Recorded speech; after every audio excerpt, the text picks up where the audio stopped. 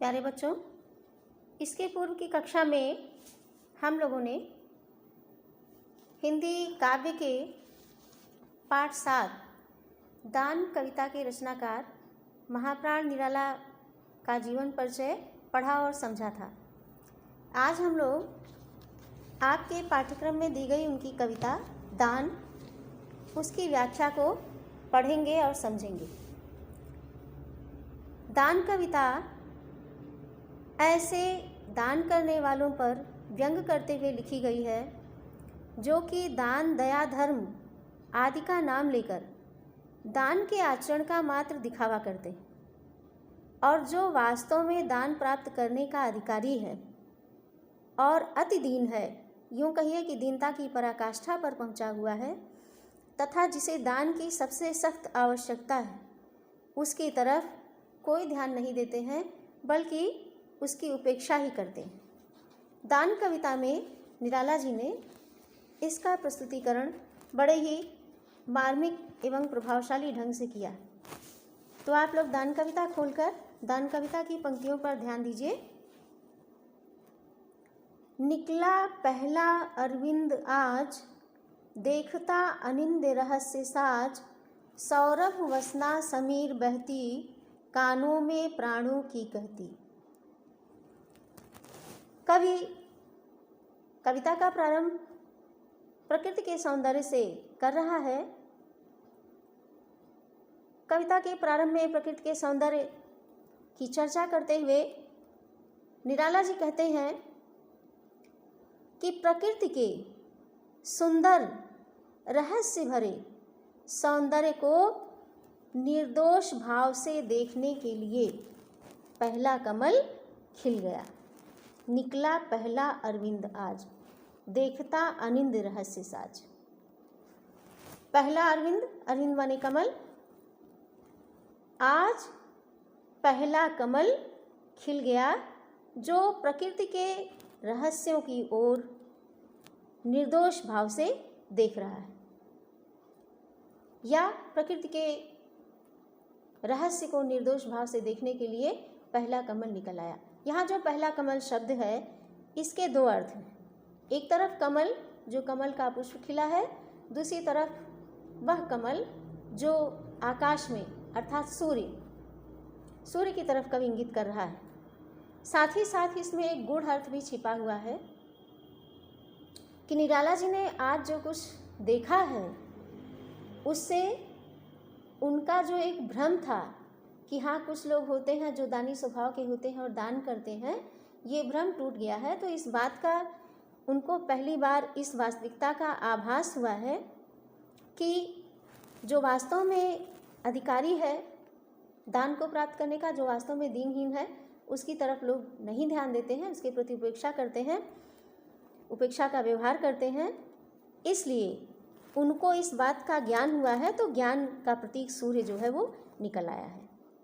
एक बार फिर से सुनिए। प्रकृति के सुंदर रहस्य भरे सौंदर्य को निर्दोष भाव से देखने के लिए पहला कमल खिल गया अथवा ज्ञान का प्रतीक सूर्य निकल आया। आज पहली बार कवि ने धर्म के बाह्य आडंबर के स्वरूप को देखकर वास्तविकता का बोध किया है। इस रूप में उसको ज्ञान हुआ है, अर्थात पहली बार सूर्योदय, पहला सूर्य निकल गया, पहला कमल खिल गया। सौरभ वसना समीर बहती, कानों में प्राणों की कहती। प्रातःकाल का समय है चूंकि, इसलिए सुगंध से युक्त वायु बह रही है, शीतल सुगंध वायु चल रही है, जो जब कानों के निकट से गुजरती है तो प्राणों को, शरीर को एक प्रकार से रोमांचित कर देती है और पुलकित कर देने वाली गतिशीलता का संदेश दे रही है। अर्थात वह प्रातःकालीन वायु जब कानों के पास पहुंचती है तो ऐसा लगता है कि वह प्राणों को पुलकित करने वाला गतिशीलता का संदेश प्रदान कर रही है। गोमती क्षीण कट नटी नवल, नृत्य पर मधुर आवेश चपल। इस समय गोमती नदी में पानी कम हो गया है, तो पानी कम होने के कारण गोमती नदी की पतली धारा एक पतली कमर वाली नवेली नायिका की तरह दिखाई पड़ रही है। गोमती क्षीण कटिनटी नवल, नृत्य पर मधुर आवेश चपल। और उस गोमती नदी की धारा में जो लहरें उठ रही हैं और गिर रही हैं, उन उठती और गिरती लहरों के कारण ऐसा लग रहा है कि जैसे कोई नृत्य करती हुई नर्तकी है। या यूँ कहिए कि गोमती नदी एक पतली कमर वाली नवेली नायिका सी जान पड़ती है, और उसमें जो लहरें नदी की धारा में उठ और गिर रही हैं, उनके कारण धारा उमंग से भरकर नृत्य करती हुई सी दिखाई पड़ती है या जान पड़ती है। मैं प्रातः पर्यटनार्थ चला, लौटा आ पुल पर खड़ा हुआ। तो ऐसे सुखद सुंदर प्राकृतिक परिवेश में कवि एक दिन प्रातःकाल नदी के तट पर घूमने के लिए गया और वापस लौटकर पुल के समीप खड़ा हो गया। सोचा विश्व का नियम निश्चल, जो जैसा उसको वैसा फल। और पुल के समीप खड़े होने पे कवि अपने चिंतन में डूब गया। अपने विचारों में डूबते हुए कवि चिंतन करने लगता है, सोचता है कि इस संसार के जितने भी नियम हैं वो सारे के सारे नियम बड़े ही अटल हैं। सोचा विश्व का नियम निश्चल, जो जैसा उसको वैसा फल। देती यह प्रकृति स्वयं सदया, सोचने को न रहा कुछ नया। तो सोच रहा है, विचार कर रहा है कि संसार के सारे नियम अटल हैं। प्रकृति बड़े ही सदैव भाव से अर्थात दया से भरकर सभी मनुष्यों को उनके कर्म का फल प्रदान करती है, और इसमें कोई सोचने वाली नई बात नहीं है। यह तो प्रकृति की अति प्राचीन काल से परंपरा रही है कि जो जैसा कर्म करता है उसको उसके कर्म के अनुरूप वो फल प्रदान करती है।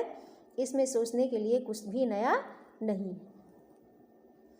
सौंदर्य गीत बहुवर्ण गंध, भाषा भावों के छंदबंध, और भी उच्चतर जो विलास, प्राकृतिक दानवे सब प्रयास। या अनायास आते हैं सब, सब में है श्रेष्ठ धन्य मानो। तो कवि आगे कहता है कि प्रकृति बड़ी ही सदैव होकर दया से भरकर प्रत्येक मनुष्य को उसके कर्म का फल प्रदान करती है। इसमें कोई सोचने के लिए नई बात नहीं है। जो दान प्रकृति के द्वारा दिए गए हैं उसमें बहुत से दान है, जैसे सौंदर्य है, गीत है, विविध प्रकार के रंग हैं, गंध, भाषा और मन की भावनाओं को छंद में बांधकर व्यक्त कर देना। मनुष्य को प्राप्त होने वाले जो ऊंचे ऊंचे भोग हैं तथा और भी कई प्रकार के दान हैं जिसको मनुष्य ने प्रकृति से प्राप्त किया है, अथवा यूँ कहिए कि ये सारे के सारे दान मनुष्य को प्रकृति ने प्रदान किए। मनुष्य को प्रकृति ने प्रदान किए हैं क्योंकि मानव ने प्रयास किया है और अपने परिश्रम से प्रकृति में व्याप्त इन गुणों को पाया है और उसका उपभोग किया है, उपभोग भी किया है, उपयोग भी किया है। इसलिए इस प्रकृति की रचना में मानव सब में सर्वश्रेष्ठ और धन्य है।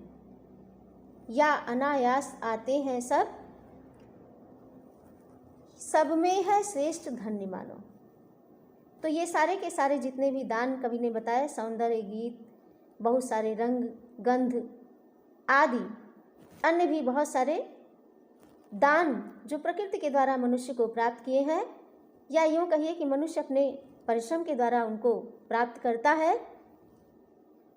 इन सारी रचनाओं में मनुष्य सर्वश्रेष्ठ रचना है और उसको सर्वश्रेष्ठ एवं धन्य कहा गया है। तो बच्चों, आज हम लोगों ने निराला जी की दान कविता का कुछ अंश पढ़ा और समझा है। इसके आगे की व्याख्या